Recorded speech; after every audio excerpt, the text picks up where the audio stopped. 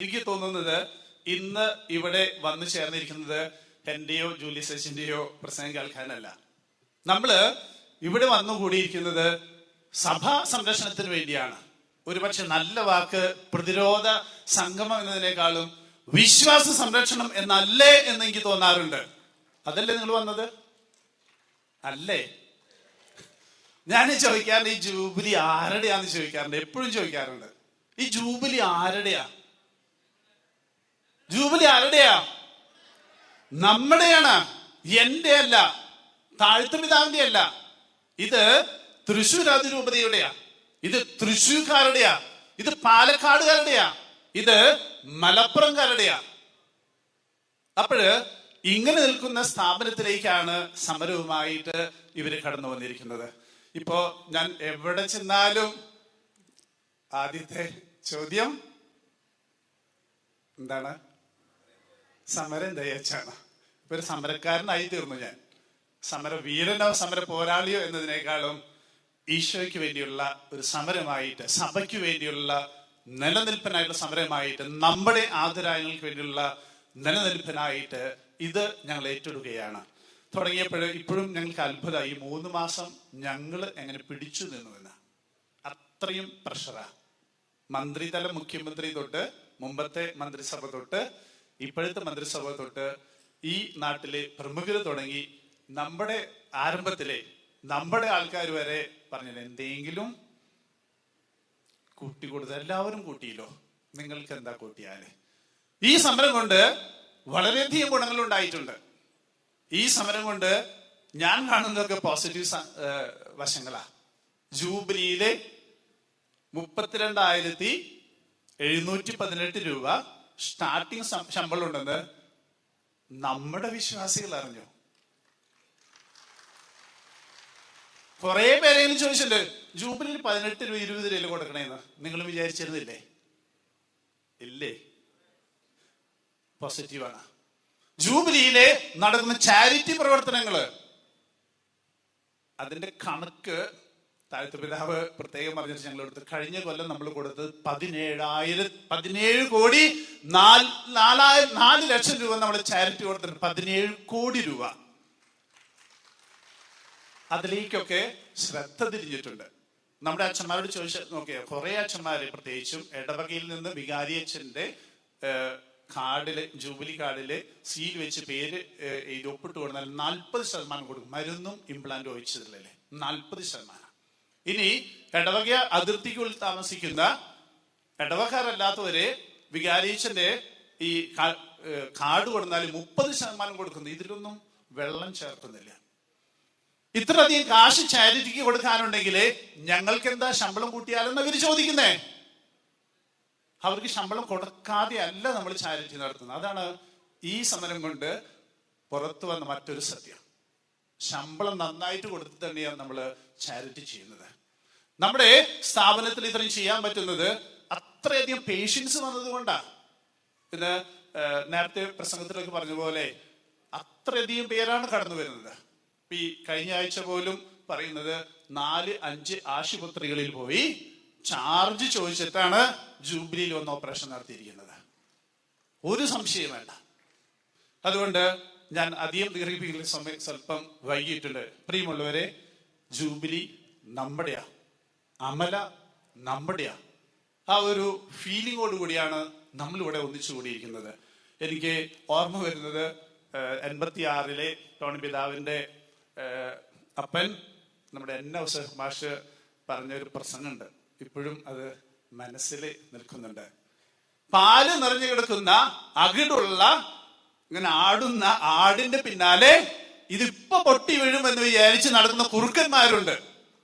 വീഴോ? വീഴില്ല. ഈ കുറുക്കന്മാരോട് നമുക്ക് പറയാനുള്ളത്, നമ്മൾ വീഴില്ല. നമ്മള് വീഴാതെ നിന്നിട്ടുണ്ടെങ്കിലേ നമ്മൾ ഒന്നിച്ച് നിന്നിട്ട്, ഞങ്ങൾക്ക് അത് മാത്രം എന്ന് പറയാനുള്ളൂ. നിങ്ങൾക്ക് താങ്ക് യു, ഒന്നിച്ചു നിന്നവരെ താങ്ക് യു വെരി മച്ച്. ലൂക്കായുടെ സുവിശേഷത്തിലെ 13-ാം അധ്യായത്തിൽ 32-ാം വാചകമുണ്ട്. ഈശോയോട് പറഞ്ഞു, നിന്നെ ഹെരോദേസ് കൊല്ലുവാനായിട്ട് ആഗ്രഹിക്കുന്നു എന്ന് പറഞ്ഞു. ഈശോ എന്താ പറഞ്ഞത്? നിങ്ങൾ പോയ കുറുക്കനോട് പറയുക, എന്റെ പിതാവിന്റെ പ്രവൃത്തികളിൽ ഇന്നും നാളെയും മറ്റന്നാളും ഞങ്ങൾ വ്യാപരിക്കും. നിങ്ങൾ എന്തൊക്കെ ചെയ്താലും ഞങ്ങള് ദൈവപിതാവിന്റെ ഈ സേവനത്തില് നിലനിൽക്കും. ഇന്നും നാളെയും മറ്റന്നാളും എന്നും നിലനിൽക്കും.